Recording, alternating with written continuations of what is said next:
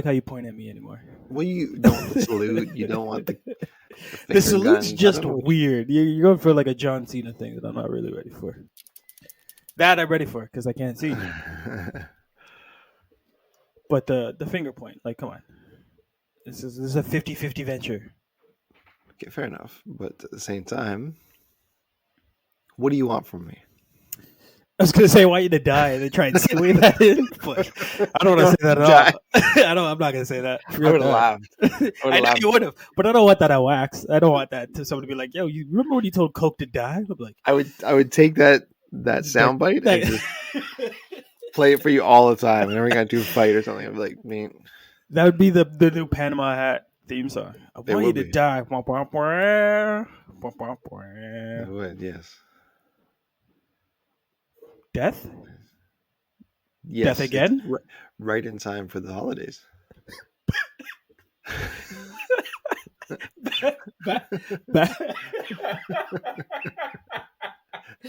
Back at it again like we never left. Coke and Dank. Dank and Coke. We are the Lethal Weapons. Hey, Dank. Hey, Coke. What's a sheep's favorite Christmas song? What is a sheep's favorite Christmas song? Fleece Navidad.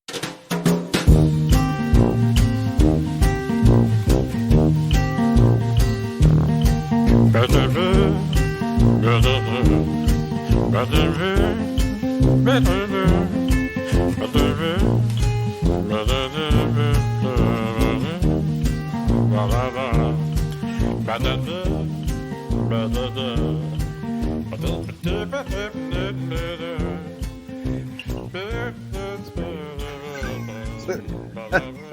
is clever. Has no relation to anything we're talking about, but it's pretty No, but it's Christmas. It's pretty good. Now it's Christmas. Now it is. Now when we record this. No. Well, So- not when this drops either. It drops about 3 days before Christmas, but That still counts. We could push. You can drop this on a Sunday. on Christmas, on the actual Christmas day. No, well, We did that for Halloween. yeah, but For didn't werewolf. didn't Halloween like land on a weekday? Oh, it was like a Sunday, wasn't it? Or a Monday? It was a Sunday or Monday. You asked me about time. I don't know. That was 2 months ago. What am I? what do you think? What do you think I am? Huh? A calendar. Somebody with memory? No, I don't know. Calendar man. That's what I think you are. I'm too sleep deprived to have a good memory. Hey, I join you in that small pool of people, unless our listeners are also sleep deprived. Thanks for pushing play instead of giving yourself the more necessary rest that you need.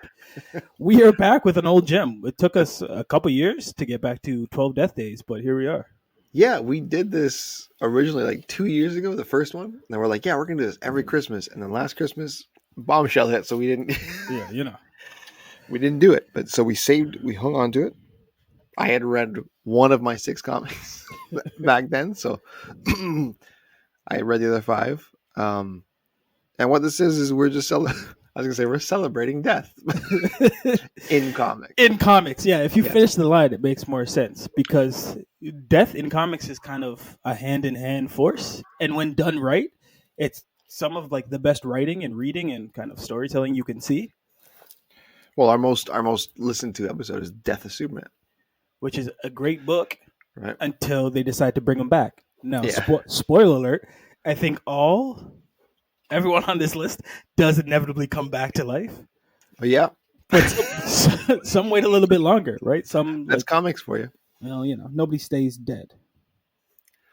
But yeah, you got 6, I've got 6, so 12, and we cover the single issues of these 12 characters' deaths, but some of them need a bit of backstory. So you're going to get it. For some of them, you're just going to get the one issue, and we're going to laugh about it or we'll talk about it. Others, you're going to get a bit more meat. There's some meat in these books. There is some new meat. No soft cheese. All right, let's get started. We're going to go back and forth. You don't have any soft cheeses? These are all new meats for you? These are pretty good deaths. My list pretty good deaths. No, I have one soft cheese. I take that back. My first one is soft cheese. I take that. No, there's some soft cheese. Let's not get it twisted here. There's some soft cheese. All right, we'll start with the first one. I'll go first. We're talking about our boy Shredder from the Turtles. Now I've read comics where he's died twice, but for this exercise, for this what we're doing here, we're going to talk about his first one, which was in Teenage Mutant Ninja Turtles #1, the Mirage comics. Oh, look at that! Remember, he Infamous. died in the first issue back in 1984. Yeah, they were not planning ahead with this one. No, they just wrote that big book. Well, Mirage was a makeup, was a made up studio, right? That's what's so cool about Laird and Eastman is that they made this fake studio name just so they could get this passion project out, right? They're like, all right, let's just do one big one. They made a like a mega sized issue, and then at the end of it, they killed Shredder off. They wanted they being the Turtles, like challenge him to a fight on the rooftop, and then they fight him on the rooftop and kill him, just like in the movie, right? Except for the trash compactor. They throw him into, but he comes. I made it funny. Yeah, I made it funny. Yeah. So we know how that happens, right? They get it's like I said, they stop a drug deal, they challenge him to a duel, they fight it out, he dies. End of issue 1. What's interesting though is if you go further than that, he comes back to life through magical worms, only to be decapitated again by Leo. Yeah, I don't know if it's interesting the fact that Eastman and Laird were like, let's do worms. I think there's a report talking about they were just reading about how like actual worms can retain the DNA of things they eat. Yeah, and they ended up putting it in the book, and I was like, all right. And then he comes back and Leo decapitates him. Like, fuck, no, you still gone, bro. It was funny though because he was in charge of running the North American branch of the Foot Clan, and when he was beat by the Turtles, he refused to perform seppuku, which is basically suicide. Right? He tries to blow them up with a grenade, but kills himself when Donnie hits it back at him. He falls off the roof. So actually, it worked. I like the idea that he's supposed to perform this. I don't know how to call it ritual, but he's supposed to perform seppuku as he's dead, right? As a ninja, or whatever. He's like, no, I'm not going to do that. Just to prove how bad of a guy he is. Now, I don't follow the rules. I'm going to kill you with a grenade because every ninja has a grenade on them, right? So that was cool. So it really illustrates how bad of a guy he is. But it's funny to look back after all this legacy, how he was actually supposed to die or did die in the very first issue. And he's the main villain going through, right? That's #1. And that brings me to my #1, which is Transformers, More Than Meets the Eye, issue number 24. This is the same year, 84? It is, right? Maybe no, actually, it's issue 24. It probably started in 84, so it's probably... Yeah, like it says January 1987, so it's been a little bit. Writers Bob Budansky and penciler Don Perelin. So, Optimus and Megatron are both fighting for this new type of power called the hydrothermocylin, and it exists in kind of this, I want to say, a power plant. So the meat puppet for this issue, because every Transformers book always has some sort of human who has to either help out or get in the way. They're usually used as a plot device.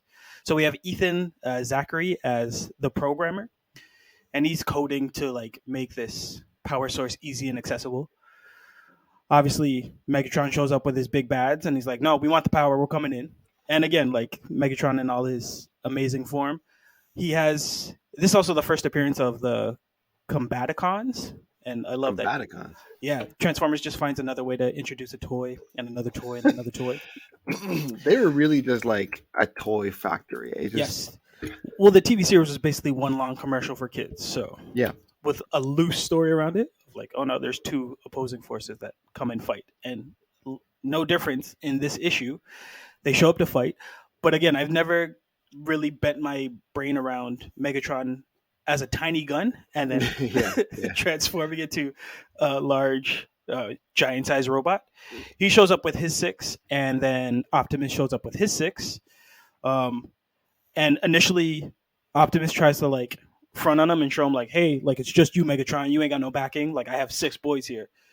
And Megatron's like, oh no, I got backing. And 6 show up, like his 5 kind of appear out of nowhere. And then Optimus like laughs again. He's like, oh yeah, but my 5 can do this. And then they turn into a giant Zord, which is called Defensor. And they make up of Hotspot, Streetwise, First Aid, Blade, Groove, and Defensor. And I think this is at the point where they started to run out of like cool names because one of the Defensor. Yeah. that's the name of the big dude, but like First Aid is one of them. Blades is another. I was like Groove. I was like, we're just looking at a dictionary now. Yeah. What's a G word? Groove. All right, that's the one. He's in. Go. And the Combaticons form Bruticus, which is Onslaught, Swindle, Blast Off, Vortex, Brawl, and they all form one. And they're about to like head it off, right? With Optimus and Megatron in kind of the foreground being like, go, with these giant, like big Zord towers about to crush. And then one of them notices that, again, Ethan's running around. He's like, wait, like, you can't do this here. Like, if you fight, you're going to destroy all this energy that you're trying to save. Yeah. So they pick him up, and he's like, they're about to fight. And I think Megatron's using him as like a ploy, like he's going to squish him. And Optimus is like, well, don't do that. I like this. He's my human. And Ethan's like, no, I have an idea. Instead of you guys fighting hand to hand, I can plug in VR systems so you can play online in a video game, and that's how you can determine who wins. So they all agree to that. They go inside of, I guess, the room. They can all fit in this like giant room with a giant, like a danger room type thing. pretty much, right? With a big screen on it. He plugs in the VR game, and they start playing the VR game. Optimus wins, but technically he doesn't because he cheated. But Megatron, right? That's supposed to be the big swerve. But Megatron doesn't really know that. It's Optimus's like forthright and nobility that he admits it after. Like all of his team is like celebrating. It's like, yeah, Optimus, we won. We can get out of here. It's sweet. He's like, no, stop celebrating. I've cheated. I have lost. Pull the trigger. And so Ethan literally pulls this like little joystick button, and it fries Optimus's brain. And he falls down and he dies. And Megatron's like, we won. And they zoom off. And that's basically the book. How did he cheat? I don't understand. How did he cheat? He went left when you're supposed to go right, and like somehow he confused one of the opposite like avatars to do something that you weren't supposed to do. And that just sounds like strategy to me. Or like, I didn't think it was like a big cheat, but like apparently Optimus thought he was so noble enough to admit that and not kind of learn about game logic where like GTA rules, like if you can punch a hooker, punch a hooker. If you can steal a car, steal a car. Yeah. But Megatron laughs. He says we win the day. And they drive off to the next issue. There's this big game over and like his body exploding and boom, and I laughed. That's the cover image for this episode. Is Optimus Prime's death? I laughed. Supposedly, the little swerve is that maybe Ethan uploaded his brain and put it on a floppy disk and filed that away. But I don't plan to read forward to find out what happens. He's a machine, right? So that's probably exactly what happened. Well, like, you've watched Transformers the movie, right? It's gonna be all Spark. Like as long as your Allspark's still alive, your shit's good. Those movies are horrible. Hey, Transformers the movie, 1985. I will. Oh, that one. Yeah. I will argue that to the death. I thought you were talking Michael Bay. Looks like it's just you and me, Megatron. It's good voice acting. Okay, yeah. Peter, what's his name? Peter Cullen. Good that's his name, right? Mm-hmm. Yeah, I think so. Yeah, it is. Well, since we're on the since we're we're talking about robots and machines. Next up, I got War Machine. War Machine dies. Everybody, he dies in Civil War II, the very first issue. You talking about Terrence Howard? No, he just got pushed out of money. That's what happened to him. So, Civil War II. I had never read this before because because of the title, really. I was mad that they were making another Civil War, so I was like, I'm not reading this. So I had no idea what it was about until doing this one. I read just the first issue, and basically what happens is there's a new Inhuman. They call it Ulysses, the Inhumans discover him, right? And he can predict potential future disasters from happening.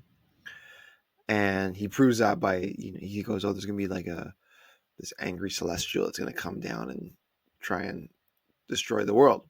So the Inhumans tell the Avengers and the X-Men, like, yeah, this is going to happen. Our guy is telling us. So when the celestial comes down, they're ready for it and they fight it off and they win. And they're kind of like, all right, dope. Like, that's, we did it. Um,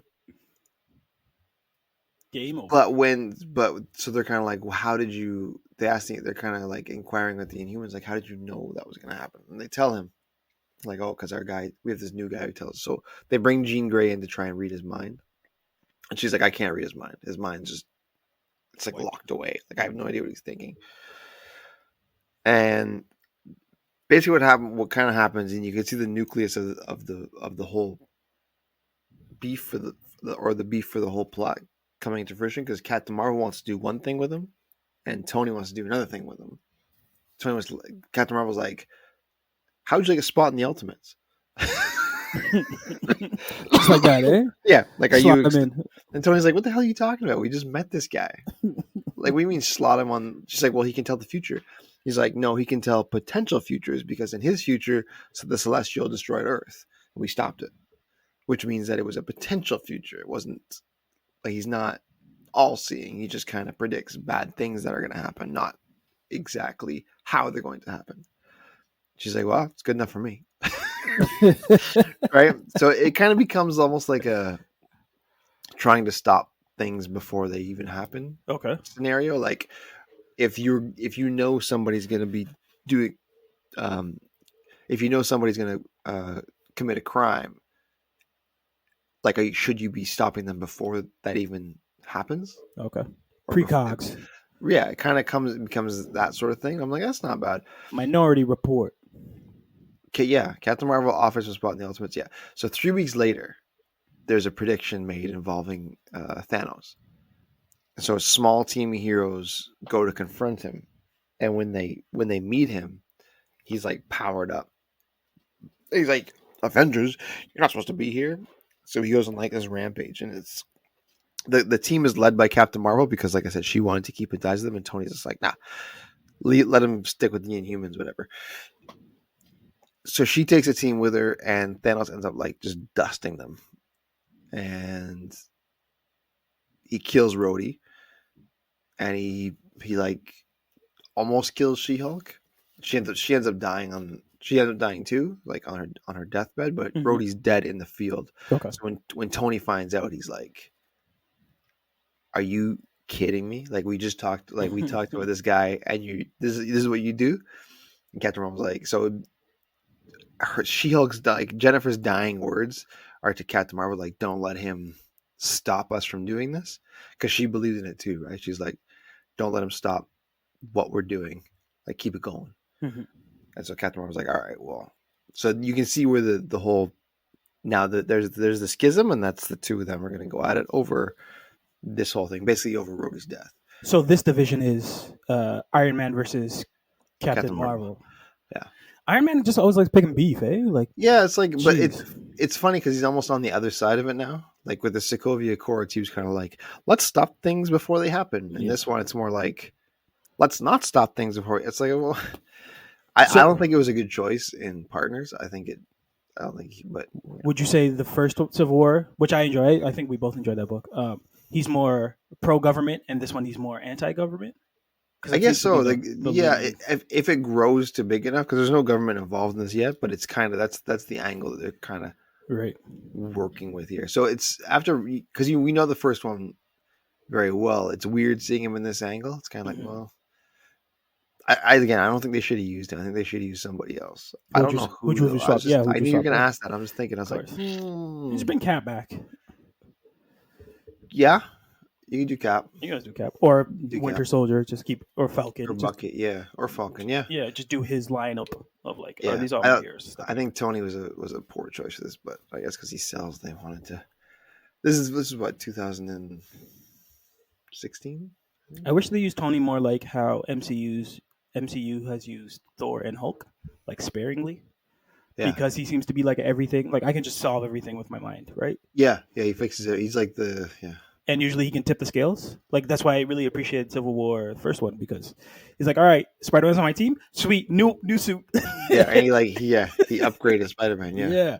And like that started a whole different like side mission with Spider-Man and all that stuff, right? So yeah, then he changes. That book was, man, the problem with that book was the tie-ins. Like, you could not Yeah. The bear story for that book was like just not enough. I think you needed the Spider-Man tie-in for sure, Right. and I think the Iron Man tie-in. I can't. There was one or two that were like essential. The other ones Well, kind of the X-Men ones were crazy too, right? Because they had like Bishop going up against like Cyclops and stuff. Like they just yeah, threw X-Men right down the middle, and I was like, oh man, but they weren't necessary because the X-Men weren't really involved. a They were part of kind of it. Yeah, I'm just saying like in terms of that was like that yeah entertainment. Marvel Yeah, loves doing their event and like shoehorning in as much people as possible, whether or not it belongs in the story. They don't yeah, care. They're just yeah, like, oh, you got to read this. It's like, do I though? yeah. We've been fooled before. Speaking of tie-ins, let's go to maybe arguably the greatest tie-in that's ever hit comic book pages. We're talking about Crisis on Infinite Earth, 1985. So volume one. I have the writers being Mark Wolfman, Robert Greenberg, Berger, and Len Wein. Oh, And I didn't even talk about the Civil War ones. It's written by Brian Michael Bendis. yeah, King Bendis, and it was drawn by David Marquez. and I have drawn by George Perez. We're talking about Crisis on Infinite Earths, Volume One.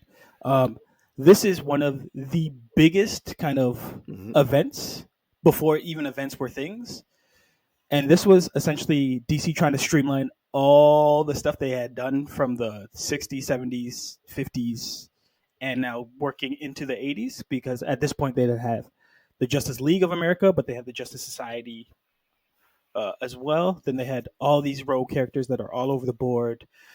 Things in space, things on Earth, multiple Earths. So let me give you the synopsis because it's heavy and hilarious and kind of amazing.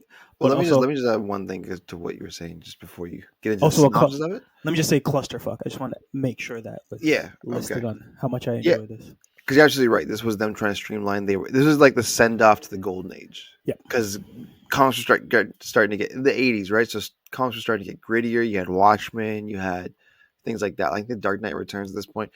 And they're like, yo, let's do this. Let's clean up all this nonsense.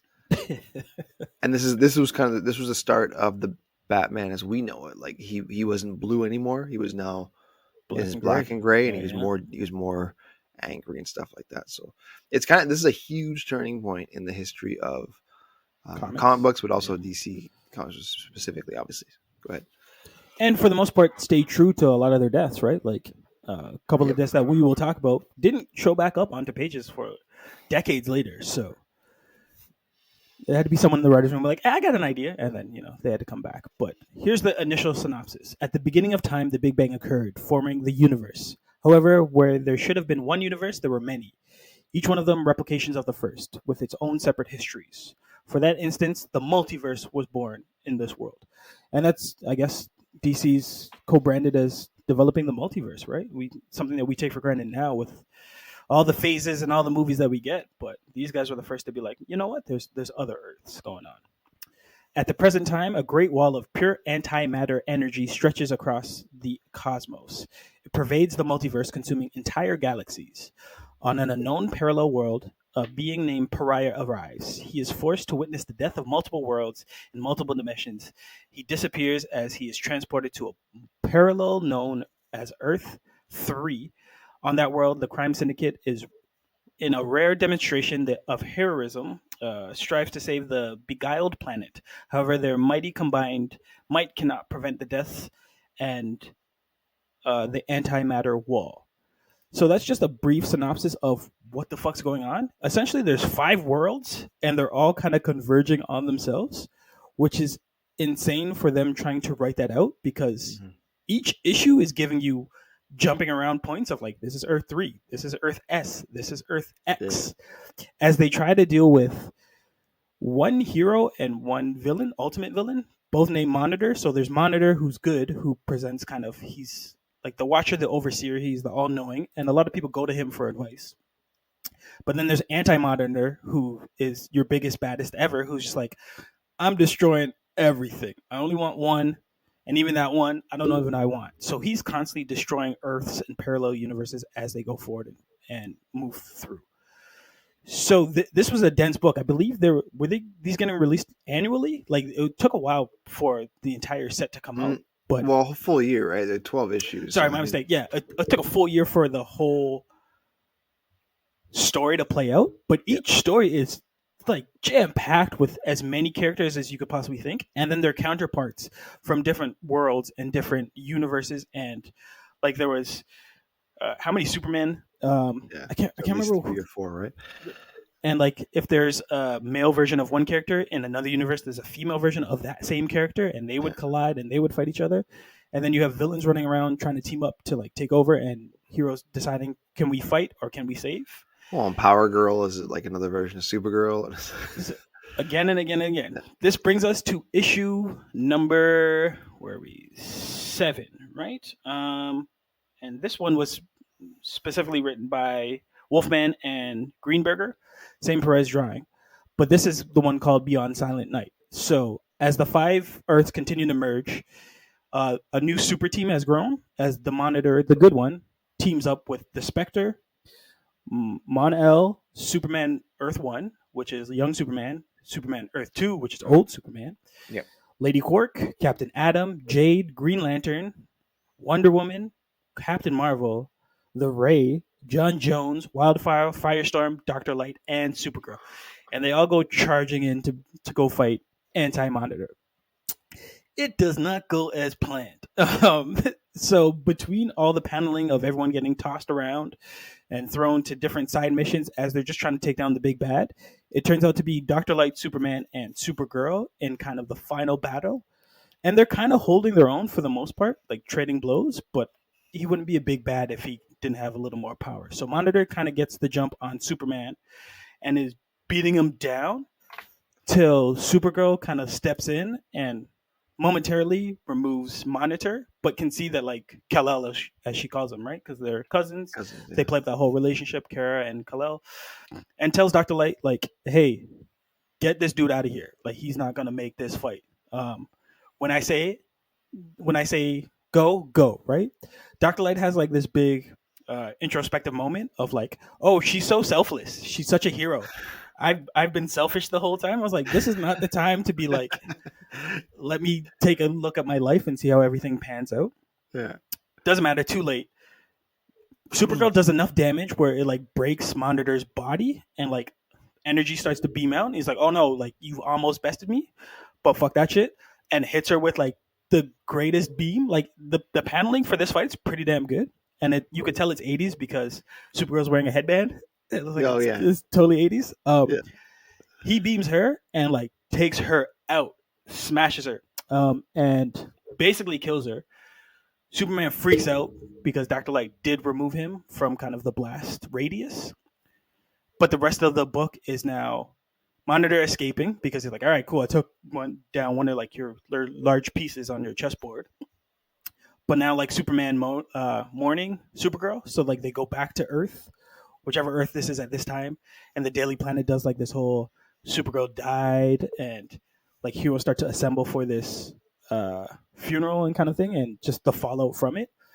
But it like it's treated seriously. Like the fight is pretty epic. The fallout's huge. Like Superman's in tears.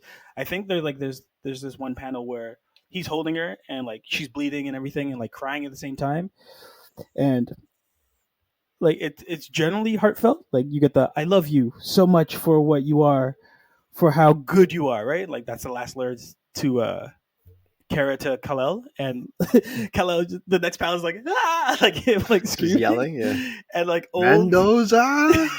old Superman's like comforting him, so it's like dad and son, but it's heavy. Like and I guess at this time this must have been like earth shattering for the reader to be like, "Oh man, you killed Supergirl!" Like who'd have thought?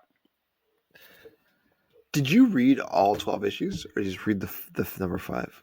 For this one, so this one's number 7. I went back 7, sorry. 3 issues, so I kind of got a nice lead in, and I think around 4 or 5, like real shit starts to happen. Like they've already established all the characters. I didn't go past number 7 because I was enjoying the fallout. Like it's kind of downtrot, and again, they jump around to each different parallel universe to see how each reporter would report on how Supergirl died. That's which cool. is it's super weird, right? Like everyone in the world knows like something's fucked up, but nobody really knows how fucked up it is except for the superheroes. but this is such a clusterfuck of a book that I would easily keep reading because so much stuff is going on. Which brings us to the next one, which is funny because I got Green Arrow who also dies in this book, but it's one panel. Is it really? It's one frame. It's so funny. It's the last issue. It's issue 12, which is Final Crisis. I didn't read anything else. I just read the one issue because it was bulky enough. Because it's the last one, right? Right. And they're still fighting the Antimatter, right? So during Final Crisis, when the Antimatter was going toe to toe with the most powerful of the heroes, some were left down on Earth, and some were fighting him up in what was his dimension called? The dark dimension, or whatever. Right? That's not what it was called, but it was. So I'm gonna get roasted for that. It was all anti. Listen, Yeah. if you remember a 1985 book, good for you. But this was a lot of stuff going on. Yeah. Well, so Green Arrow was stationed in Chicago with a few other heroes. And in this one time, so they have this one page where it's got all these panels on it. It's got like 12 panels or something on it.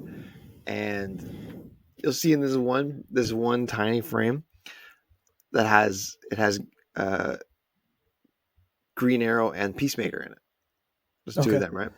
So what's happening now is while everybody's fighting Anti-Monitor, his army of shadow demons. So they're basically just shadows of regular people. Have like, which is really lame, I think. But they're attacking everywhere, right? Right. And they're just being overrun. And there's this one little frame, and you see, like I said, you see Green Arrow and Peacemaker, and Green Arrow's like, Peacemaker, they're all over me, help! And he goes, I can't, Green Arrow. There's too many of them. And then like there's a thought bubble right beside him. He goes, he's dead. And that's it. Really? That's it. What? That's it. I was like, wait, who's dead? So you don't see Green Arrow again because all you hear is him going, because he's being attacked by one of the shadow guys. I'm like, what? So at the very end, when everything's said and done, the story's over. There is a part where they're kind of talking about, we've got a lot of casualties ourselves and da da da da. Right. And there's a newspaper in the front page says Green Arrow among the dead, and it's like a couple guys like Green Arrow. I can't remember. There's like 3 or 4 like C or D level guys, and he was among them. That was it. But the whole time in this issue, they're referencing Supergirl's death because that was like that's the big one, right? Yeah. Where all these other people died, and I was kind of like, yeah, they died too. So I thought it was kind of funny, man. Where did you sweep it under the rug? Like, oh, yep, dead off screen. Went back to his home planet. This issue lacked a bit of gravity. Like it was gravity for me because I didn't read everything else. It's just my own fault. I just wanted to read the one issue and kind of like it was kind of funny to me. I was like, what if I read this one issue? Just jump in. Because I thought it would be like some sort of a death where it takes at least a page or two, but it was, the tiniest. It was the tiniest panel. It just goes and they let Peacemaker in, which is hilarious. And Peacemaker's like, he's dead. Just a thought bubble. Oh, he's dead. I was like, what? It's true. You never see him again. Well, to take it from a panel death to a whole page kind of undoing, we're going to Uncanny X-Men Volume 281, Classic X-Men, where back in the 90s, release date August 13th, 1991. Writers are John Byrne, Jim Lee, Wincis Pachacchio, and pencil is Wincis Pachacchio. I definitely didn't say that name right at all. I like look it up. But here's the squad going into the X-Men. It's X-Men Gold, so you have Storm, Archangel, Iceman, Colossus, and then rounding out maybe arguably one of the best teams that they have going, Jean Grey. So X-Men are invited by Emma Frost, who's still kind of on the fence of bad and good, to the Hellfire Club for like a party, just to like hang out and chill. Little do they know that the Hellions are also there for this party. And what could go wrong when you have X-Men and Hellions together? Literally everything, because it doesn't take 3 panels before like there's infighting and like roulette, beef, empath, white green. Oh, that's Emma Frost. Cat's Eye, Jetstream, Beavertron, Tarot. Like they're all in different levels and kind of facing off for different things. The real kind of story is with Donald Pierce, who's I guess in the future or like in another place because you get to see Gateway and Needs Gateway, but you get to see what's going on with the future, which is they're setting up with more Sentinels. It's always Sentinels, right? Always. And he needs to get kind of this information back to kind of his team. So he kind of jostles Gateway, and I never got this. Like Gateway's a mutant, and Yep. Sentinels.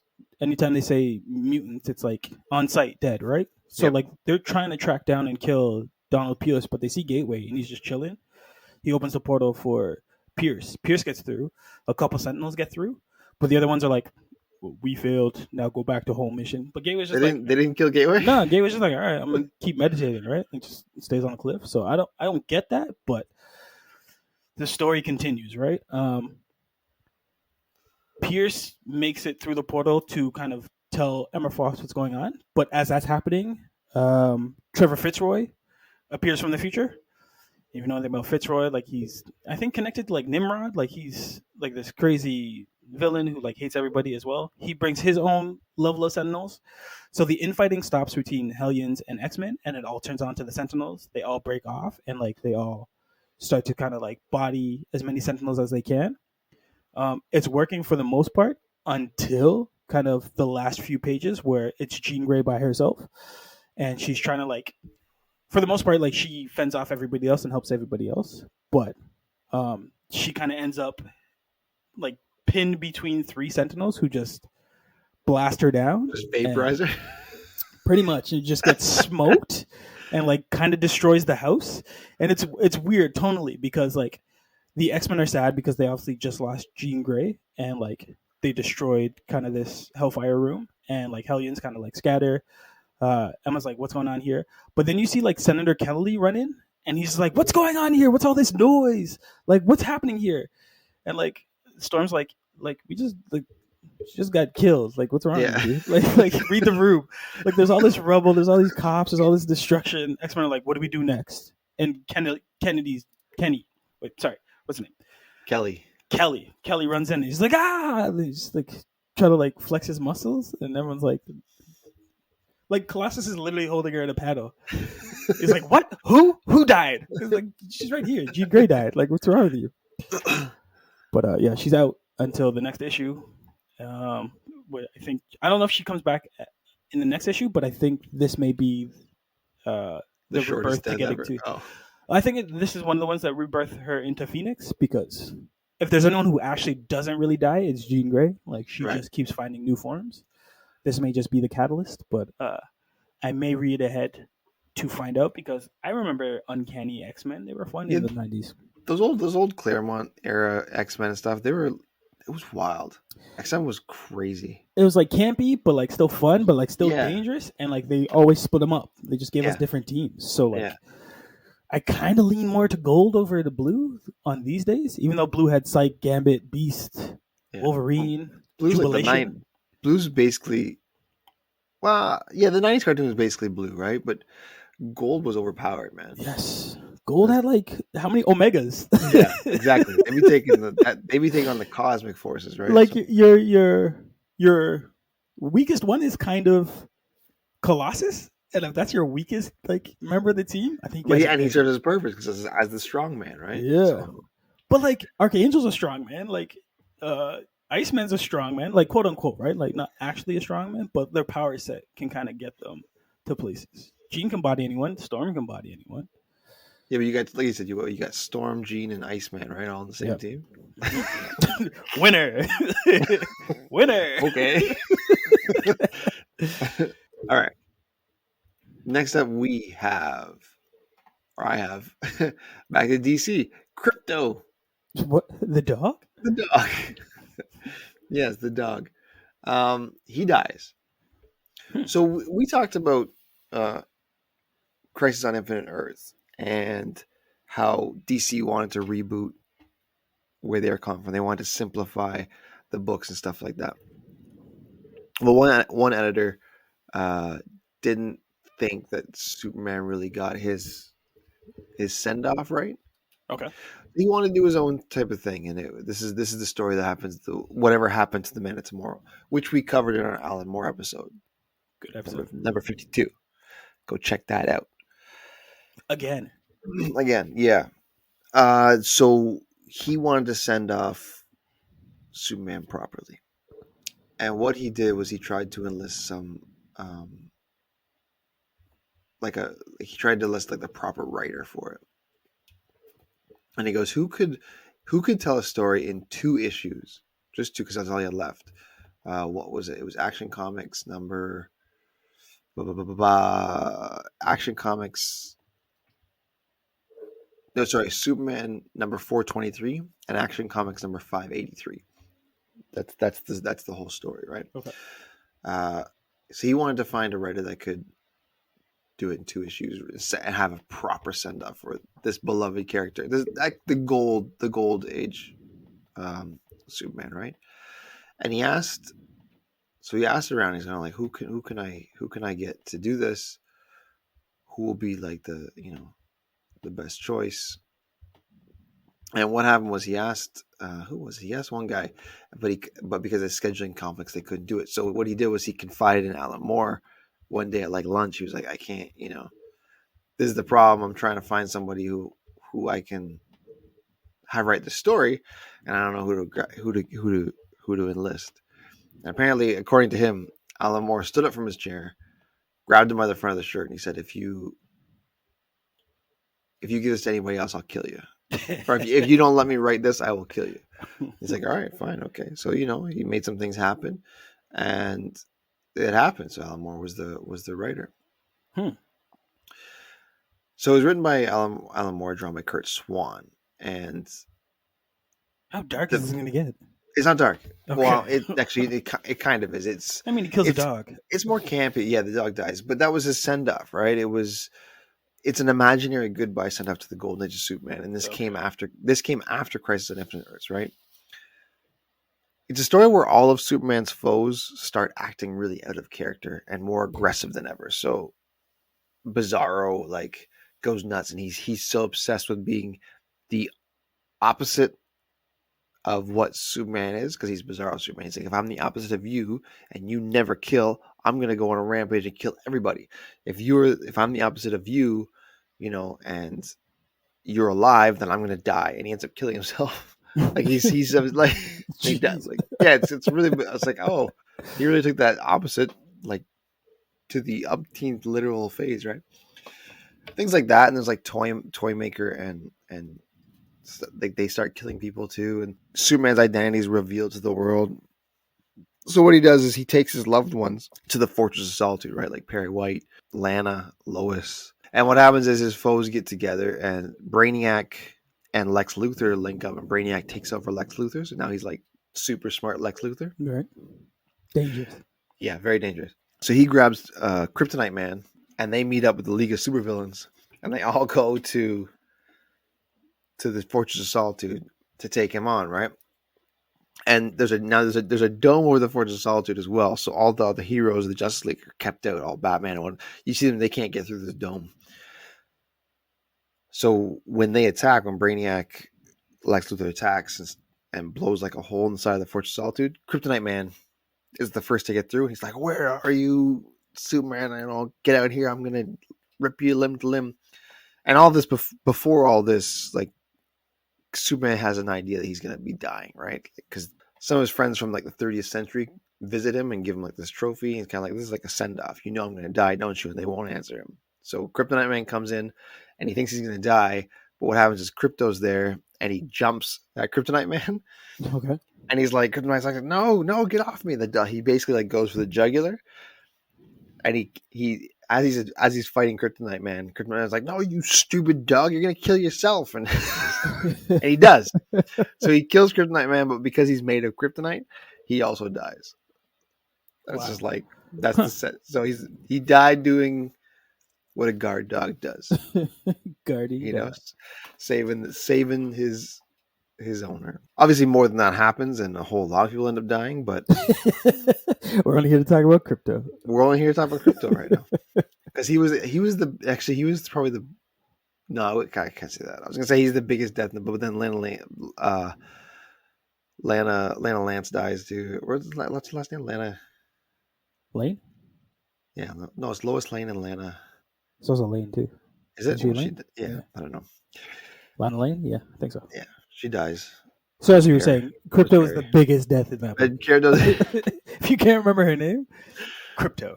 Yeah, she's blonde. Yeah, she died. So they get power. It's strange, but it's actually a pretty good send off to that age, to the like the campy golden age Superman stuff. There's some weird things that happen to it. And it kind of rushes a bit because it's only 2 issues. Like, when do you know Alan Moore to write 2 issues of anything? When he's trying to leave. I'm out the Exactly. door. Yeah. Yeah. But this was back when he was still young and full of piss and vinegar, right, in the 80s. Oh, yeah. So he was amped up. Like, He he still wanted to cared. be a part of Yeah. everything. Yeah. Yeah. Yeah. He wasn't ruined until DC ruined him over the Watchmen stuff, right? Yeah. So wait, does But this yeah, mean that we're not reviewing DC Super Pets anymore? is that what you want? Well, let's do it. I mean, I don't know if Crypto dies, but I think the other dog dies. Isn't The Rock playing Crypto in that one? Yeah, and Kevin Yeah, Height's he's playing the Batman dog. Batman. Yeah, they all have these weird animals. Anyways, is there a turtle or something? Flash the turtle, right? Probably, we'll give it a shot.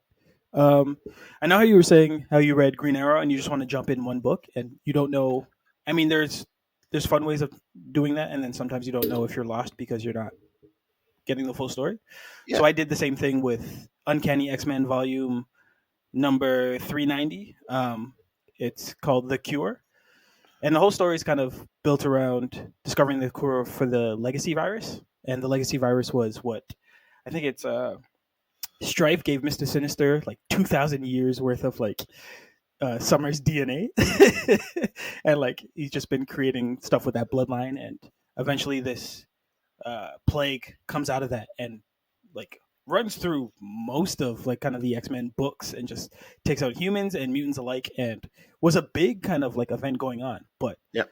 without knowing that, I just jumped in just to this one issue where Colossus dies, right? And there's something to be said about having an issue that has really no action in it and it's all character arc and kind of like uh the day in day out grind. Like these are like Mhm. superheroes just at home, kind of like this is what Beast is doing, he's just in the lab. This is what Gambit's doing, he's outside playing basketball. And this is what kind of Colossus is doing. So it came out March 2001. Writers are Scott Labadel and the artist is Salvador Lacocora. It's funny because I mean, like 2001. I'm like, that's not that long ago. It was It's not 20, that far out. 21 years ago. But like, just the look of it, you can tell it's Yeah. got that '90s appeal. It's got that shine, and like everyone's Yeah, I'm muscles on top of yeah. muscles, and like ripped, and like Gambit doesn't wear a shirt this entire issue, but he's basically on the basketball court the entire time. The lineup is Beast, Colossus, Gambit, Wolverine, Professor X, and Dr. Cecilia Reyes, who is the love interest for Colossus Cecilia during this Reyes, time. yeah. Yeah, they're going out. But the little backstory is Colossus is really suffering because it had not been a few issues since Magic died, his little sister, from the same virus. And so, like, he at one point left the X-Men and went bad, went rogue, came back to the X-Men, but he's been searching for answers, right? You lost your little sister. And like this issue really stressed like how much of like a deep soul Colossus is, and they really play up his character of just like he's been torturing with all of this whole time. And you get that ripple effect because the issue opens with Beast, and Beast is in the laboratory just trying to figure out, like, trying to crack this code. Like, how can I figure out this cure? How can I do it? How can I do it? And he does it, right? It's not like 4 pages in where he's like, I figured out a cure.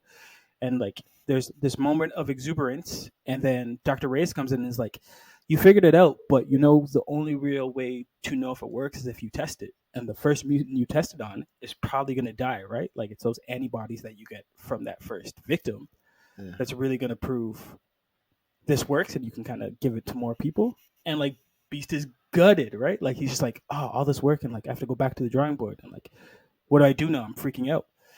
And this is how you kind of get to see how the X-Men play off each other when they're not in the field, right?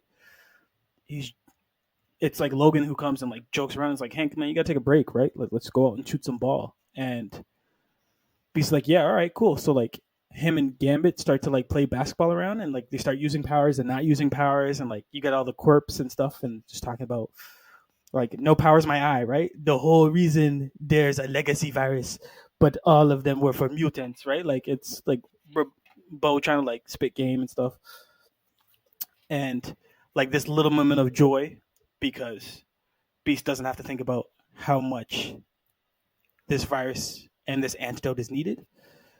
And then Logan comes out and is like, all right, cool, like we can really play, right? And he starts jumping off of Gambit to like dunk because he's smarter than everybody. And like Remy's like, this is not fair. Like, how do we do this? And they literally freeze and like shake out of that moment. Like, what just happened? And then they see Professor Xavier come out in his wheelchair. Well, not even his wheelchair. Like he's still using the floating giant like Yeah, the yellow taxi thing. cab. Yeah, but he's got like a vest on. And he's like, "Let's do this." And they're like, "What? You can play ball in that?" He's like, "Yes." So they all start playing 2-on-2, right? So like you get this kind of downtime moment where like they're all broing out and shit, and like Professor X hits a sky hook.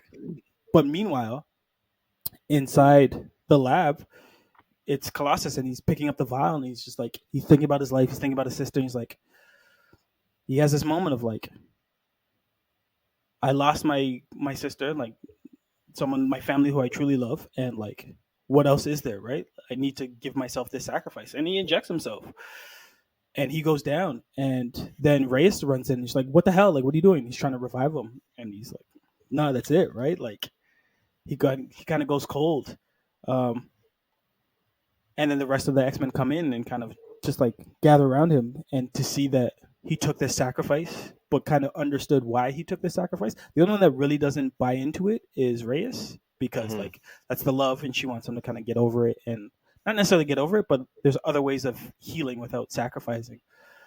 Um, but like that's not what happens, right? So you get this kind of like touch tone moment of like who Colossus really is. Like, yes, he is the big brute, like he's the big strong, he's the big baddie, but he's often the one who's thinking a little more deeper about things and carrying things a little longer and stronger, especially when it comes to family. So the issue ends with like him sprawled out, like his chest plate's gone, and like Reyes crouched over his body, just being like, "Damn, like why'd you have to do that?"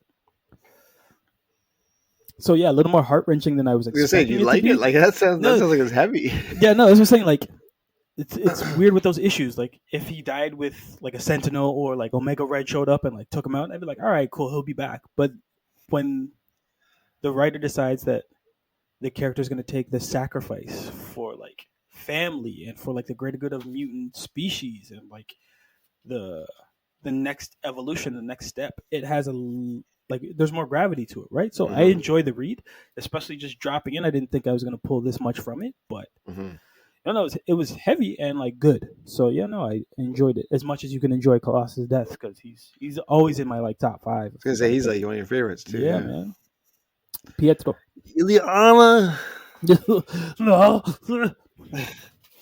All right, so for me, we get next up Superboy. I got all the DC guy. I got 3 DCs in a row. Superboy. Okay, this was he dies in Infinite Crisis, issue number 6. It's a 7-issue run. It's quote unquote the sequel to Crisis on Infinite Earths. Came out in 2005. Excuse me, written by Jeff Johns. I don't know what issue it was in Crisis in Infinite on Infinite Earths, but Earth 2 Superman, case of the old man Superman, Hmm. Alexander Luthor, Right. right? Uh, Lois Lane, and Superboy Prime. Okay, so understanding the plot of Infinite Crisis, which is a sequel to Crisis on Infinite Earth, all those 4 characters all escape. They all go to a pocket universe, Okay. right? And they just kind of exist there. It's like a paradise island. It's just the 4 of them, but they're like, this is a paradise world. We're just gonna chill here. We're gonna love it. We're just gonna stay here, right? And what happens in Infinite Crisis is the Justice League kind of falls apart. The tower is gone. Like Batman, Superman, Diana, they're all beefing, right? Nobody likes each other. So what happens is the 4 of them that are in the universe, Alexander Luthor kind of manipulates them. Like, we got to go. We got to get it. Me and Superboy have been leaving this place for time. We're just going around. We're causing havoc on this earth, and we want you guys to come do, because Lois is dying, and they convince Earth 2 Superman that if they rebuild Earth 2, they recreate Earth 2, and they take Lois there, she can be saved, right? Not knowing that what ends up happening is Alexander and Superboy Prime want to create like a perfect Earth. So they basically want to combine all these universes, these Earths together to make one like perfect one. And Mm-hmm. it's killing people. It's almost like the Incursions, right? Okay. But nobody can do anything about it. So they actually use like as Power Girls from Earth 3, right? So they'll actually take heroes from different Earths to power this tower that is the battery to combine these Earths together. That's pretty cool. It's crazy. It was actually good. Yeah. I didn't read the whole thing, but I read, because this happens at issue 6. I read 5, 6, and 7, so I know how it ends and everything. And basically, what happens is Superboy Prime kind of becomes the big bad, and he goes nuts, and he gets this new armor that is inspired by the Anti-Monitor, and what it is it has Yellow Sun in it, so it's constantly charging him up. So he's like super powered, and he kills everybody. He just go like he's nuts. Like combine different, yeah. So after being held in the Speed Force, so at one point the Flashes have to like contain him in the Speed Force because he's killing all these people. He's like he's absolutely insane. It's really exciting because whenever you see him on the page, you're like, oh, well, something's going to go down because he's switched off, right? He slowly becomes more and more insane throughout the series, and it's like, okay, this guy's like, and he can do anything, right? So the Flash is holding him in the Speed Force, but he breaks out, and he dummies Power Girl. He ends up like dumbing the Teen Titans. He dummies like Just Leave, dummies Doom Patrol. Like he's just going off like just like smoking dudes, right? As he should. And Superboy, like from this Earth, he's kind of like, all right, he's like a different version of me. He's like we have to take him down, and I'm going to take him down with me because this Superboy at the beginning was kind of, he's like, there's no place for me in this world. Like I'm just a clone of Superman, and I'm not even Superman. I'm just Superboy, right? So Connor, right? He's kind of like he's a little mopey, right, at the beginning, but in the end, he's like, all right, I'm going to handle business, and he takes on Superboy Prime, and they go at it because he was about to kill Power Girl, and Superboy's like, no. Connor's like, not, like over my dead body type thing. And so during the fight, they knock down the tower that they use as the battery. Okay. To charge up the different Earths and stuff. And while they're fighting, the heroes are able to free all the different universe heroes that they're using to charge the battery. So they end up kind of save the Earths, but what happens is Superboy Prime he kills Superboy. They go through the tower, and then they just basically the rubble is cleared, and Superboy Prime just like dusts himself off, and he goes on about his day, and Superboy is just laying there just dead, right? So like, and what happens is it's cool because the Trinity's not there, right? They're fighting with each other, so they're not even around. They're doing their own thing, and they all come late. And they're like, oh, if we were here, this wouldn't happen, right? So it kind of like gives them a kick in the ass to kind of fix what they're working on. Right. And the most interesting thing about this that I learned about reading it, because this actually kind of grabbed me, right? It was supposed to be Dick. He was supposed to die in this. Nightwing was supposed to die in this. And the last minute, the editors were like, no, you got to kill somebody else. We don't want to lose Nightwing. So in a previous issue, he gets smoked. Like he's like bleeding and like stuff, and you think he's dead, but then in the very last like page of the last issue, he's just like on a boat. Like, he's like on a boat with Tim, just like, hi, like he waves to Bruce like, hi, and let's wait. I thought he was dead. It's because he was a last minute change. Which is crazy. Meanwhile, Superboy Prime, because we're talking about deaths, after this, he goes nuts, and he kind of in the last issue he wants to like. He's like, I'm going to be the protector of this realm. I'm going to own everything. So I'm going to kill all the lanterns. And he ends up killing like 32 Green Lanterns. Jeez. Before he's taken down. Yeah, he's just nuts in this. But Yeah, that's the story of Superboy dying. And like he went down like a man, which was it was cool. It was No longer Superboy, yeah, it was really super cool. young Like adult. I'd go back and I'd read this whole thing, um, but it is basically a sequel to Infinite or Crisis on Infinite Earths, which is cool. And this is kind of another turning point for DC because this was 2005. So shortly after this, Grant Morrison took over, and that's kind of when he structured the Justice League, the seven, Yeah. and that's kind of the Justice League we know today, right? So it was birthed out of the flames of this story, right? And I read that like that's how DC just kind of kept doing their like crossover events. They would just call them Crisis, Yeah. and like that would be like, okay, we're bringing in as many kind of different outsiding forces and parallel universes as one, and we're gonna make it kind of streamlined and move forward with that. So it's crazy that the 1985 one kind of jump started this whole like, hey, we can Yeah. reset any time. We can just Yeah. decide like we're going to different universes. And then 30 years later they do this, and then 6 years after this, 5 or 6 years after this, the New 52 started, right? So Crisis Alert. which then wiped out everything they had done. But yeah, it was. but did it? You can always go back to it. So some fans would say like this was the last great crossover, Crisis. Okay. or one of the last great crossovers before New 52 came, and that changed everything again because that just rebooted people completely, right? Well, this is saying you haven't watched any of the CW shows either. You don't know how good those crossovers are. I've watched a few CW shows. I haven't watched the cross. No, actually, I have seen some of the crossovers, the early Yeah. ones. Not great. Like they're more like fun, right? There was Yeah. more like, hey, we're just. Being You remember silly. me from this show 30 years ago. I was like, Yeah. Those shows aren't. Because anything CW, I'm telling you this right now, it'll start out interesting and then it just sinks into like melodrama so fast. You're like, whoa. You know, you're just signing up for us to review one of the crossover events. Oh God, Crises in CW. Riverdale. How about that? It got canceled. I don't know. That You know brings what's me- funny with that is that Sure. everybody in that show is super attractive, but it's a horrible show. That's Have you seen the girls for it? Camila Mm, Mendes, no, Madeline you got to send that Page, to me. Vanessa Morgan. Oh, they're girls. It's like that's 70% of TV. It's good-looking people with. Fair enough. Have you seen soap operas? No, I can't do it. Mhm. Maria. Well, Maria.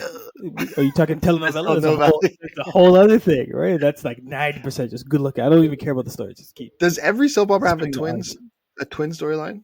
I would be hard pressed to find one that doesn't have. He was my twin because they kill off Superboy, but then Superboy comes back. It's like he was my twin. You laugh at it, but we literally read this. Do we? I know. Did we just come up with the best idea of just making a comic book soap opera Yeah, TV let's do it. and just like turn up the telenovela in it? Yeah. Superboy, no! Yeah. I'm Superboy Prime! Uma numero uno! Superboy uno! And cheesy was effects. Like, Crypto! We just always play Crypto. and Crypto's just like, It's amazing. I'm watching week in, week out. Oh no, We just daily. did I'm this. watching every day. we just did this. Monday to Friday. That's our idea. Don't take that from us or help Yeah. us Patent produce it. pending. No, we penned it. TM. It's ours. It's I always ours. want to say that ever since Homer did that. Now, when I was patent pending, I always want to say that. That means you have to follow up the patent. No, Yeah. people don't need to know that we don't have it. Already. We have the patent. It's We have ours. it. No, we have it. We you have can join on. We need script supervisors and stat boys. Yeah, Stat Boys. Yeah, we have it. It's worry a stat about boy in my time. That brings us to Death of Hawkman, 2017. This was a small little. This is recent. Yeah, this was a small little miniseries, 6 issues, written by Mark Andre Yoko and drawn by Aaron Lopresti. This isn't bad. It's not like they're not reinventing the wheel here. It's kind of a very simple story. Adam Strange is trying to get back to Ragnar City in Ran. He can't. This guy's always lost in space. That's like his whole thing. He can never get back to where he's trying to get. I swear Listen, to he's God. trying to get back to Wifey, who's on a whole planet. He can't figure out why.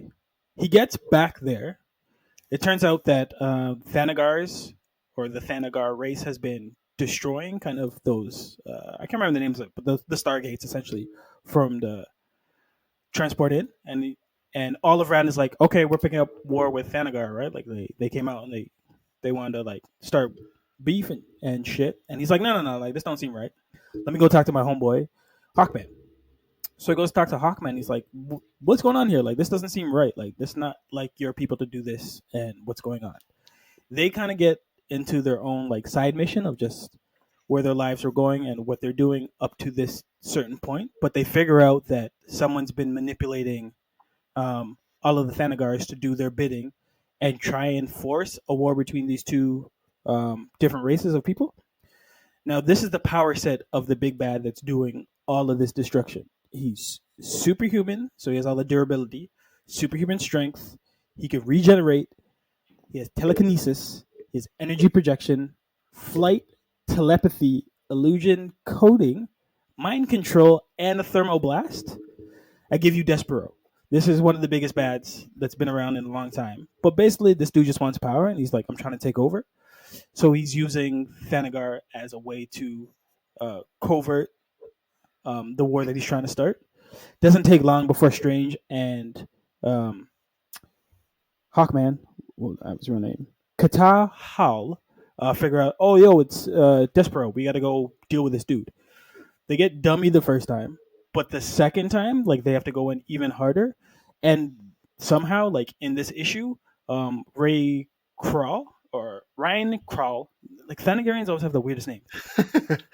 He's another Hawkman. They do, though. But he ends up getting a ring from Oa and becomes a Guardian, like a Green Lantern Corp, like all like right in the middle of it, and like, all right, cool. So we just go with it. But he ends up. Wait, hold on. Where did that ring come from? Listen. Did somebody die? Or... Listen. Okay, go ahead. Okay. 6 issues, fast read. I didn't want to bring that up, but it's like it's pretty notable. In the final issue, like he gets chained up and like they have to figure out if he's good or not. Obviously, he's good, but he ends up helping more people. The real kind of meat and potatoes of the issue is Hawkman and Despero going at it, and like they're dumbing each other, but like really it's Hawkman that's getting dummied, and he can't like put a stitch on Despero at all. The only way that he does it is he has to use his, I don't know how to say it properly, but ninth metal. Like Hawk people all are built up with like ninth metal, which like helps them fly and like defies the law of gravity, and their wings have it, like their belts have it, all their armor have it. He uses it and kind of like expels it from his body as like, have you ever seen T2 or Terminator 2? He's like the T-2000 and uses like liquid metal to like shoot through his hand and like slice Despero into two. And Despero's like, all right, cool. Like if I'm going down, you're all going down. And like explodes everything. So like Strange, Hawkman, and Despero like all kamikaze in like this giant ball of glory and bones and blood. Now in comic form, this is what actually happens. Hawkman dies because he couldn't handle all this stuff. Strange gets teleported into space again and lost. He's lost again. See, this is the same guy. He just does the same thing every time. And both cities, Ran and Thagarian, throw like parades and kind of celebrations for like their chosen heroes that have fallen, erect statues. There's a great like peace and celebration of like, oh, you guys did this for us.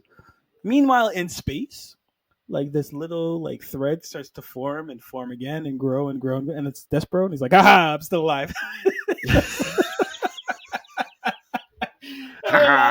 I laughed so hard because it's like, so he's a big bad, but like you can't beat the big bad.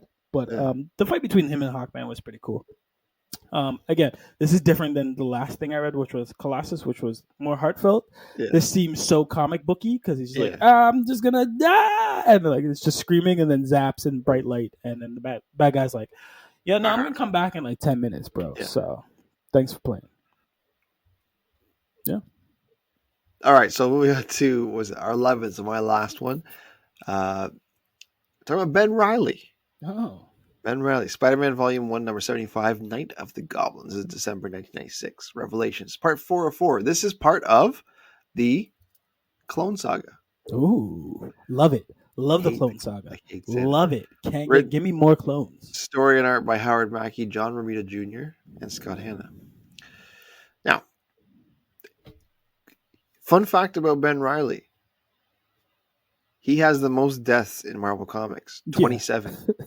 27 times. Yeah. Including Jackal killing and resurrecting him many times. There's an issue where Jackal just keeps bringing him back and killing him. But yes, 27 deaths. Oh, so good. That was interesting. This is a culmination of events where Norman comes back officially as the Green Goblin. which is always I never bought into Harry being Green Goblin. I never really No, bought it. Like I didn't really like it. But when Norman's the Green Goblin, Chef that's Kiss. scary. It's like Yeah, intimidating. Yeah, it's like man, because he's intimidating. believable. He's a Yeah. force. Yeah, Harry's more a wimp. But so this was the return of Norman, and he tries to torture and kill Spider-Man. So Peter's looking for the hospital where MJ is, because MJ is giving birth, right? She's pregnant, hmm and as he's going there, as he's trying to find the hospital, he's swinging around looking for it. He's picked up by Norman, who just like beat the hell out of Ben Riley, right? And his plan was to take everything from Peter. So all his friends in one area, he had all his friends in one area laced with pumpkin bombs, and he was poisoning MJ to kill their baby. hmm Like this is what I'm talking about. Jeez.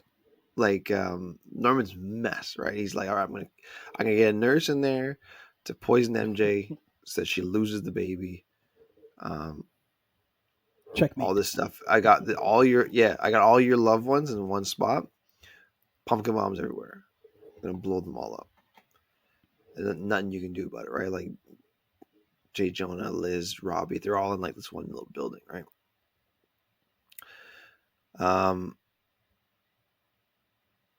So basically Ben Riley and Spider-Man kind of team up to take him on, right? And he doesn't really know which one's which because they're wearing very similar suits. But yeah, when they're taking Norman on, he does like that. It's like from the movie. He does that glider thing where he's like, the glider come and swing around and get Peter in the back. And as it's flying towards Peter, Ben jumps in front of it, and he gets like just shanked in the back, and he falls off a building with the glider in him, and he's just cooked, right? He's just left there, like wasting away, like on the like his face. It's fun. It's actually a good. It's actually a good issue. Like it's pretty heartfelt. They take it pretty seriously, but there's one frame where it just shows Ben Riley's face, and he just looks like hamburger meat. Like his face is just like it honestly looks like it was just beat to hell. It's all swollen and stuff. And what happens is he kind of wastes away, right? It's just like into dust, and it's like, oh, he was the clone the whole time. Because remember, it was if you remember the Clone Saga thing, it was Peter, but then it was also Ben Riley, but then Peter didn't know if he was real or not, so he became Ben Riley because he left the clone alone. Remember? Do you remember that? Yeah. Yep. This was the conclusion to that, where Ben Riley was the real Peter Parker, they thought, but when he dies here, he kind of turns to dust. And I was like, oh, he was like, oh my god, he was the clone the whole time. So the guy that we thought was the clone was actually the real Peter. But at the same time, the baby dies. So he did get his last laugh. He got his last laugh. And I think this was supposed to be like, this issue was actually, I went into it, like, I didn't even like the Clone Saga. I thought it was ridiculous because they kept doing all the twists and turns, right? Oh, he's the clone. And I remember reading some of it when I was younger. I was like, this is bogus. This issue's good, man. This issue's actually good. They take it very seriously. It's well paced. So you're ready to come back on your whole I hate clones and clones are the worst thing to happen? No, because this was the ending. All right, well. So it was like, this is nice now. The ends justify the means, Coke. Yeah, but it is funny that he died 27 times. It's funny that you have an amazing ending, but didn't really like the lead up to it. I may have the reverse. If you're done with yours, we'll go. Yeah, it was the end of Clone Saga. It was actually well done. As much flack that I give this series or this arc or series, whatever you want to call it, it was. I enjoyed it. Fair enough. Going to a great build-up, but maybe a little whimper at the end. We have Avengers versus X-Men: The Event going down in March 2012. This was a big thing. I remember when this was launching, and I remember the roll-up for this, and I was totally amped. Everything was cool. Everything made sense leading up to it, so I was enjoying that. And then rereading it, I was like, I remember what I loved about this. And then, kept reading. This was huge. Yeah, I remember being excited for this too. So we have Yeah. writers Michael Bendis, right? And then we got Olivier Coipel doing the drawing. I love the whole how this story starts because it's a tale of two women who are possibly the most powerful in the comic universe at the time, which is Hope Summers, who had just come back from the future, hanging out with Cable and being trained, but then realizing or being told that like she's the future of mutant kind, and maybe the next logical evolution to saving mutants. And then we, on the opposite side of the spectrum, we have Scarlet Witch, um, who had just finished eradicating the majority of mutants, and no more Yeah. mutants could come from House of M, and kind of a pariah to all of her friends and allies. So it starts off like with them in different places, but inevitably they kind of pass over. I love the whole like beginning of Scarlet's issue because she meets up with I think it's Spider Woman and Miss Marvel, and they're doing the superhero thing, and they're just trading quips, and they're like, Scarlet was just trying to be a hero again and do it all by herself, and they come and kind of give her backup, and she doesn't really need it, and she's still kind of in her head about like are we friends? Can we be cool? And she's like, no, no, like, and Miss Marvel and Spider Woman are just like, no, no, you're cool. Like, we miss you. Like, come back. Like, you still got this. So they take her back to Avengers Mansion, or one of Tony's like ancillary places that he's built for all of his team. They knock on the door, and it's Vision to open the door, and Vision is like, like the most pissed off robot you've ever been. Like he scolds her. He's like, "You can't come back here. Like you don't belong here. You shouldn't be here. Like you." And everyone's like, "Yo, lighten up, robot." And he's like, "Nah, man. Like this is my wife. I'm talking to my wife. Yeah. Like you can't be, you can't be here. It's my bitch. Yeah, you can't come back. Like we're not happy about that stuff." So she flies off, and her story kind of goes back to her being in solitude. Meanwhile, Hope is like the shining gem to all of the X-Men who like are guarding her and like looking out for her, and Scott's kind of overseeing this like father element to her and like constantly training her and be like, all right, like you got to train harder and train faster, but like she keeps sneaking out in the middle of the night to like go save crime, and he's like, you can't do that, like we need to know where you are at all times. And in like training her and pushing her buttons, she inevitably lets out some of the Phoenix Force, and he's like, where did that come from, knowing that like if there's anyone that's had enough dust ups with Phoenix Force, it's Psyche. So like he gets a feeling for that, and he's like, this could be crazy here. We need to figure this out. Meanwhile, in space, Nova comes crashing through the cosmos and crashes down somewhere around the Avengers, because the Avengers who first find them, and he's like, it's coming, right? Like he manages to get out like these last words of like, it's coming, it's here, it's going to be here soon. And Tony's like, what's coming? It's like the Phoenix Force, right? So they send a space team out to go fight and try and stop the Phoenix before it comes. Spoiler, doesn't work. And Tony and Cap, in their best mind, are like, all right, so we know the Phoenix is coming. Who is it logically going to come for? And they're like, Hope Summers. And like, that's kind of the tipping point. Cap is basically on the one side of like, we need to have Hope in our kind of control or under our supervision to make sure what's coming we can kind of plan for and see what happens. And Cyclops is like, well, you're not taking this girl from us. Like this is her team and this is our family. She's not going anywhere. And I love it when you don't need much. Like I'm still a wrestling fan. I love it when you don't need a lot of dialogue or a lot of like crazy storylines to have a reason to fight. Mm-hmm. And this is it. They're like, we want the girl, and they're like, you can't have the girl. All right, we beefing now. And like from then on out, it's battle after battle after battle, and power sets grow, and different things happen to give people more powers. I don't know how much you want to spoil about this, but I'll go to. It's an old book. You can do whatever you want. Okay, so inevitably, each different, and like, there's so many characters in the book. That's why I love it, because like the artwork's amazing, just because you get to see all these characters touch up against each other and like the levels of it. So the Avengers include Captain America, Iron Man, Scarlet Witch, kind of, Hawkeye, Hulk, kind of, Black Widow, Spider-Woman, She-Hulk, Falcon, Red Hulk, Vision, Thor. And then the new Avengers, which like play even more of a kind of a turn on this, is Luke Cage, Iron Fist, Spider-Man, Miss Marvel, Mockingbird, Doctor Strange, Daredevil, and Wolverine, who is kind of the like, yo, I don't trust this guy. Like Wolverine ends up dictating how the Avengers move around, going against the X Men, who have Storm, Magneto, Warpath, Psylocke, Boom Boom, Sunspot, Magma, X Man, Warlock, Rogue, Beast, Cannonball, Gambit, Iceman, God damn. Karma, Professor X, Angel, Hope Summers, Havoc, Polaris, Cyclops, and Emma. Now, those were great war teams to happen right in the beginning, and you get like this beach battle too when like they all Yeah. start, and like that's one of my favorite issues because I went back and started reading it again after reading the 11th issue.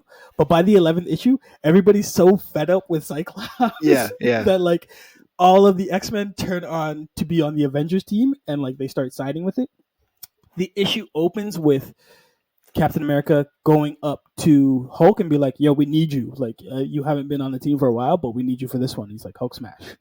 The reason why Scott's become so unbearable at during I think it's issue 4, Cyclops, Emma Frost, Colossus, Magic, and Namor go to the moon to go head off Avengers because that's where Hope is hiding out, and they happen to uh, intercept Phoenix Force that's coming down.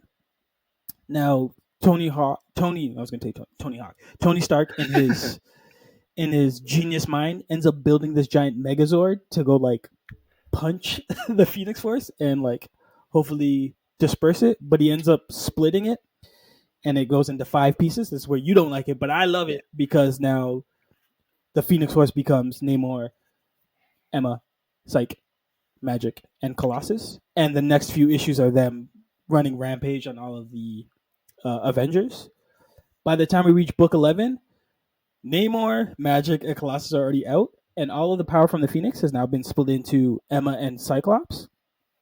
And even more so, in this book, you can start to see how like it's not even about hope anymore for Scott. It's about like, yo, I said this one thing and everybody turned their back on him, but like his team hates him too. Like Iceman's like, yo, you're unbearable now. Like we have to take you out. He's like, what? Like, so they call Professor X to get in his brain. He's like, don't do it, bro. Like, Yeah. you can't father me. So you get that dynamic, and he's starting to get desperate. So desperate that he ends up shooting down Emma to take her set of the Phoenix Force, so he becomes stronger. It's like, don't fuck with me, and nobody listens. So he's had enough, and he ends up dummying Professor X, which is again the craziest thing for anybody to kill Professor X. Like that alone is monumental, its own event. But to come from the hands of arguably the mutant that would most likely be his son, I thought was great. But I love that entire issue because it's really just Scott screaming angrily and using Phoenix Force and his optic blast, and every Avenger and X Men trying to like stop him from what he ends up doing, which is just killing Professor X. So I remember it that is too. I remember reading that when it was. crazy. I remember reading that when it was new, and I was like, I didn't like the Phoenix Force getting split, but when once Scott had all the pieces and it was just him, I was like, this is crazy. This is dope. And then that death surprised me at the time. I was like, whoa. Who would have thought of all the Yeah. things, right? And I think by this issue, like this is when they get all the pieces back on the map, right? So Scarlet shows back up, Hope's on the map. Wolverine is finally convinced everyone's like, I told you about Scott, like he wasn't in his right mind. So to see, and then even Emma's like, don't do it, Scott. Like you've come this far, like don't take this final shot, and he does it. So, it's great. And Charles was gone for a few years after this. Like he was actually like gone. But It's great. those telepaths, you can always find them again. As I was telling you, like I've already started reread it, so I'm already on issue 5 because I went back to like catch up. I just read this one and I was like, oh man, this is crazy. But it ends with Scott no longer a visor on, in full control. Like he is the Phoenix, so like he's in air, looking possessed. But like all this energy and matter around me and taking the final shot, like, I loved it. So I kind of remember how it ends, but I kind of remember being disappointed, which is it ends with just as like a. I don't remember the ending either. To be quite honest, but I remember being just like which is being like which is a shame because during this run, like House of M, Secret Invasion, this like Marvel had a lot of great ways to captivate the audience and like drew me into so many titles that I wouldn't be reading, but didn't always stick the landing, right? Like I love House of M, but it doesn't hard. end the best way. Like I love Secret of Engine, but doesn't end the best way. Like The big event things, they're hard to finish up. They're hard to finish up. I mean, we can always go back to what was Daredevil's our favorite one? Shadowland. Shadowland. God, that was horrible. The Beast. Well, this is kind of this. Scott turns into a big beast, so we're gonna find out. Yeah, he possessed. You're right. Yeah, but at least you know that was coming. At least it wasn't a twist, though. You knew it was happening, right? So but that's the difference. I really like the lines in the sand. I feel like it was a missed opportunity to show me what's going on with all the villains. Because if you see that this entire team is fighting this entire team, like if I'm Doom, I'm like, forget Latveria. We're going to like Washington D.C. taking over. Like we're going to Vermont. And bro. So these are all the deaths. Anyways, that's our 12. That's our 12 in celebratory fashion for Christmas. Yeah, enjoy this as much as you can. There's actually some fun stuff to read here, so hopefully you pick up one, if not all. I was gonna say, there are some good ones. There are some good ones. And it's always fun to look back and see how your favorite character died or killed someone that that you love. Yeah, because I'm thinking like the TMNT, the Shredder one. That's obviously worth it. Mirage, Green Arrow one wasn't great, but that Crisis on Infinite Earth is that entire arc. Yeah, is good. The Supergirl was really good. Whatever Happened to the Man of Tomorrow is cool if you want to see the send off to Golden Age Superman. I would rate Colossus just because it's more heartfelt. It's not something that you're expecting. Yeah. Infinite Crisis. I'm gonna go back and read all that. Ben Reilly was so like all of mine. Hawkman's a 6 issue series. Smooth read. The only one I wouldn't really recommend would be Civil War 2 because I don't like where that was going. But yeah, you're not missing anything reading a Transformers comic book. To be honest. Yeah, there's that too. Yeah. So we got rid of those. That's true. Just about that's pretty cool. The majority of them are pretty good. We'll have to do this again. Every Christmas record, we're gonna do this. See, you're setting up the standard now. We already missed one, so we have to go one on, one off. Oh yeah, that's fair enough. This was supposed to be a year ago. This comes for last year, so maybe we'll double down and do like a midway. Another one in July, June. Death in July. All Death Days in June. There you go. 6 months after. Well, nobody cares.